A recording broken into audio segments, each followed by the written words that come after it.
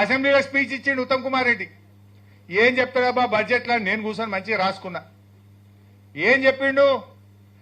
ఈ మొదటి సంవత్సరంలోనే 6 ప్రాజెక్టులు పూర్తి చేస్తా, 6,50,000 ఎకరాలకు నీళ్లు ఇస్తా, మాది పనిచేసే ప్రభుత్వం, మాది చేతుల ప్రభుత్వం, మేము ఇంతకన్నా పనిచేస్తాము అన్నారు. ఏడాది అయిపోయింది. మొన్న మళ్ళీ బడ్జెట్ పెట్టిరు. నేను తీస్తే ఏమైనా చేసిండ్రా భయ్య అని పుస్తకం అంతా చదువుతాయి. ఏమన్నది? ఒక్క ప్రాజెక్టు పూర్తయింది లేదు, 1 ఎకరానికి వచ్చింది లేదు. నేను లేచి అడిగిన, ఏమైనా పోయినసారి అసెంబ్లీలో 6,50,000 ఇస్తా అంటివి, 6 ప్రాజెక్టులు పూర్తి చేస్తా అంటివి, మరి ఏది పూర్తి చేసినావో, ఏడ నీళ్ళు ఇచ్చినావో జర చెప్తావా అన్న. మాట్లాడుతూ ఒట్టు మళ్ళీగా తలకాయకి ఎందుకు వేసుకున్నాడు, పోవుడే పోడు బయటకి. మాట్లాడడం లేదు. ఇది వాళ్ళ కథ.